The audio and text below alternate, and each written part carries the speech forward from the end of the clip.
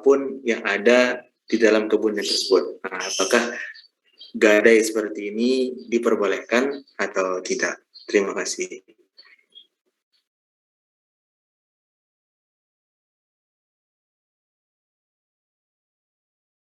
Baik, pertanyaan diterima dengan baik. Bagi teman-teman lain yang ingin memberikan pertanyaan atau tanggapan, monggo kami persilahkan.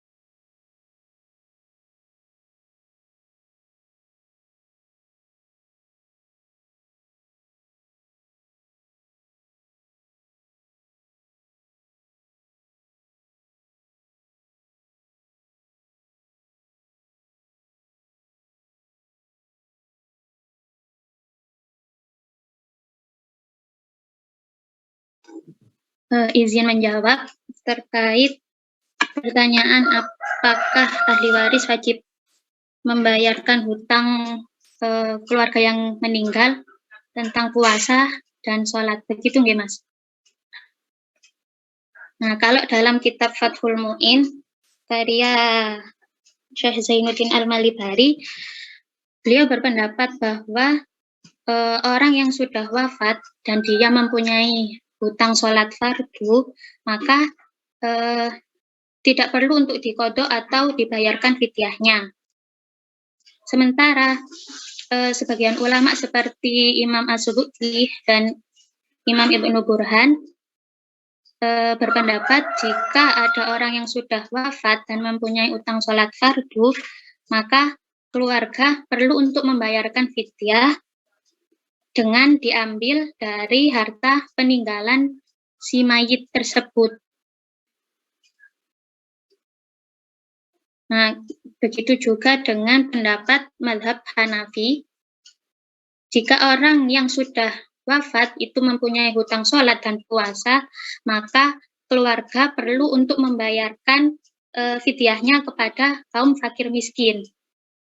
Nah, pembayaran tersebut diambil dari harta peninggalan yang ditinggalkan oleh si mayit tersebut.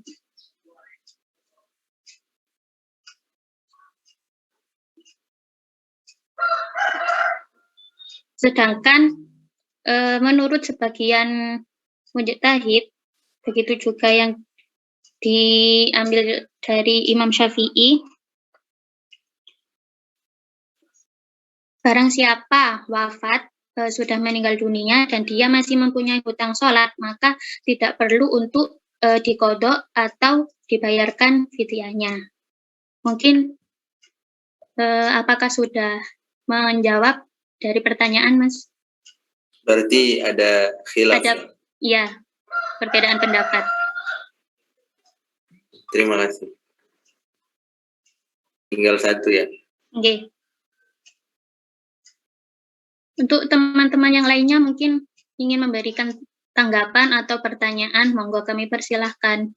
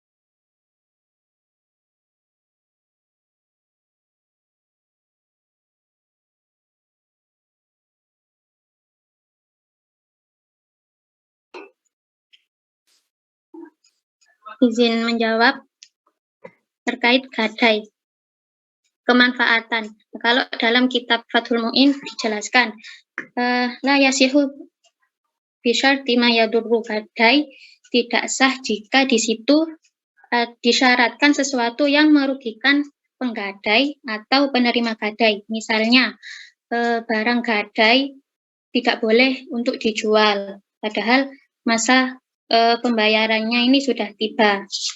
Itu yang pertama. Yang kedua yaitu syarti manfaatihi, seperti adanya syarat kemanfaatan barang gadai pada penerima gadai. Contohnya yang seperti tadi yaitu mensyaratkan misalnya hasil atau buah dari kebun itu juga ikut tergadaikan. Kalau dalam kitab Fathul Mu'in ini bilang tidak sah. Jadi seperti itu. Mungkin dari pemateri lain ingin menambahkan.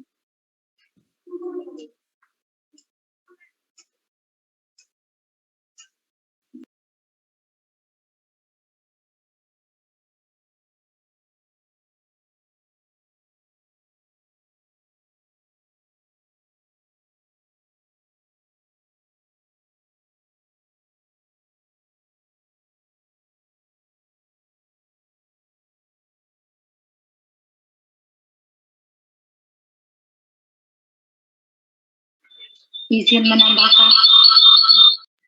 Monggo dipersilahkan.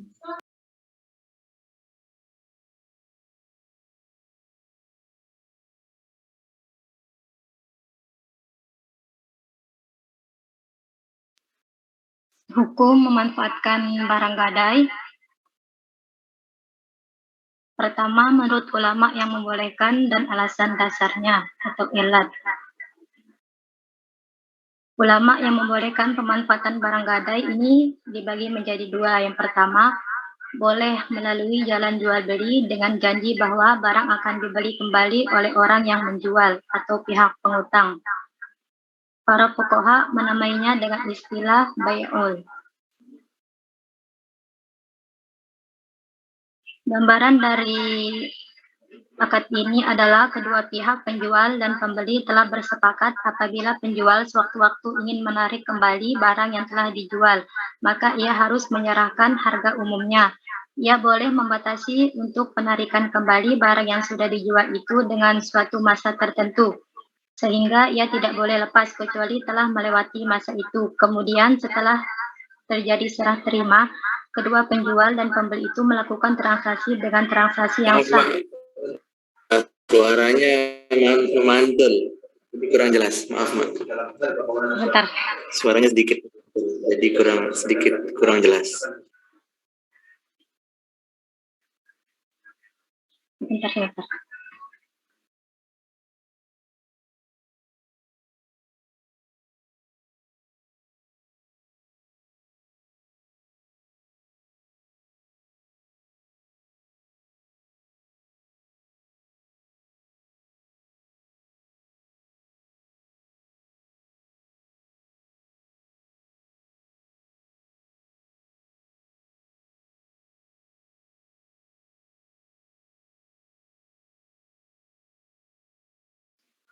Ya.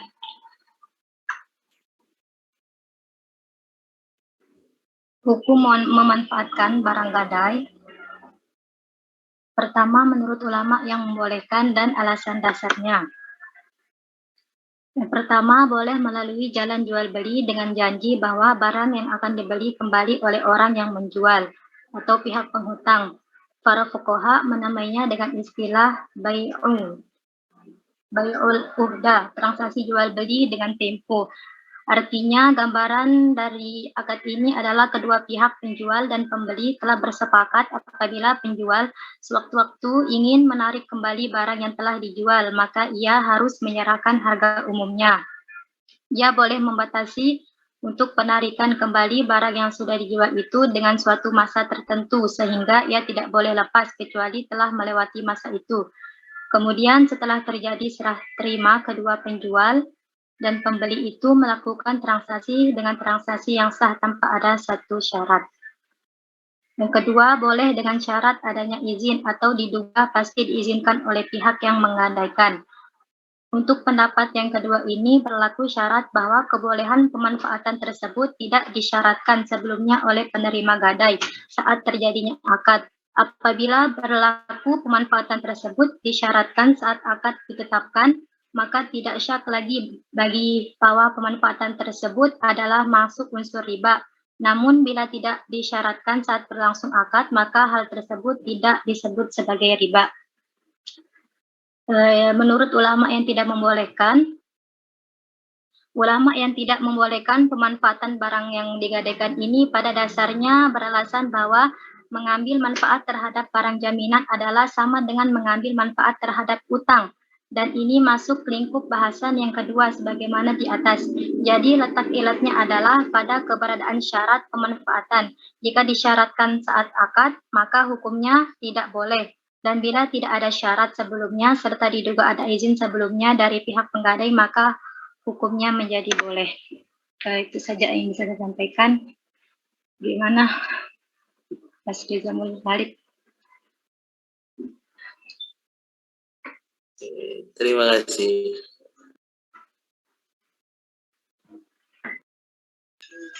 Bagi teman-teman yang ingin bertanya atau memberikan tanggapan, monggo kami persilahkan.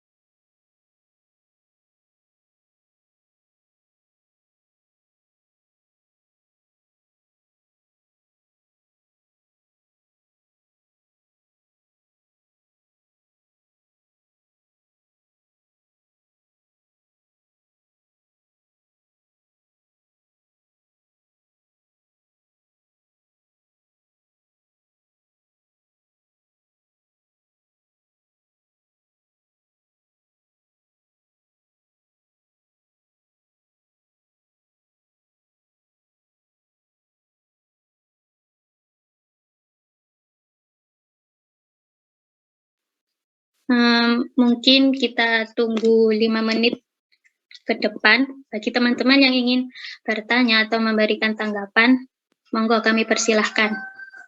Jika tidak, maka akan kami serahkan kepada Ustadz Hafifullah.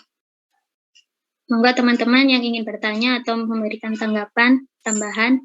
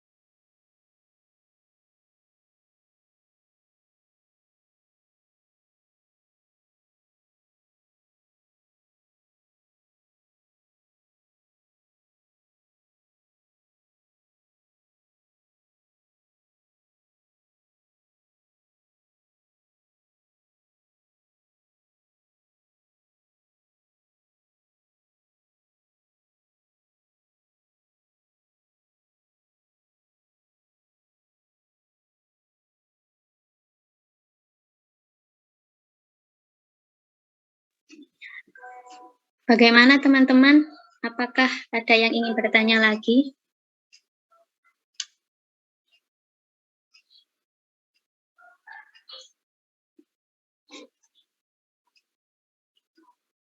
Mungkin sudah tidak ada.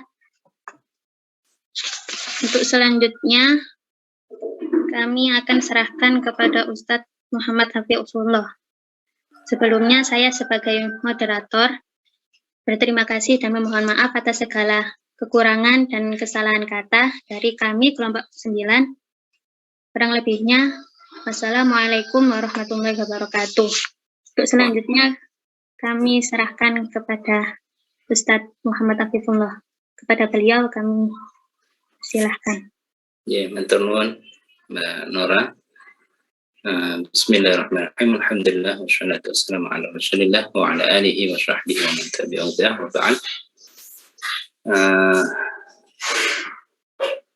Terima kasih saya sampaikan kepada kelompok presentasi hari ini yang sudah menyiapkan, mempresentasikan dan menjawab beberapa pertanyaan yang tadi diajukan oleh teman yang lain. Dan saya kira dari apa yang tadi sudah disampaikan sudah memberikan gambaran yang cukup jelas mengenai hukum berhutang ya, dan juga gadai, di mana ini merupakan sebuah solusi juga ya bagi umat muslim yang sedang mengalami himpitan ekonomi ya, dan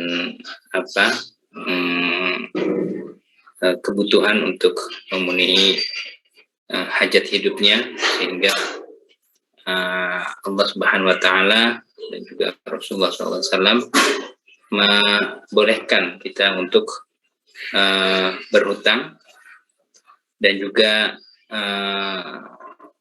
berhutang tanpa gadai ya, atau berhutang tanpa jaminan, dan juga berhutang dengan gadai ya.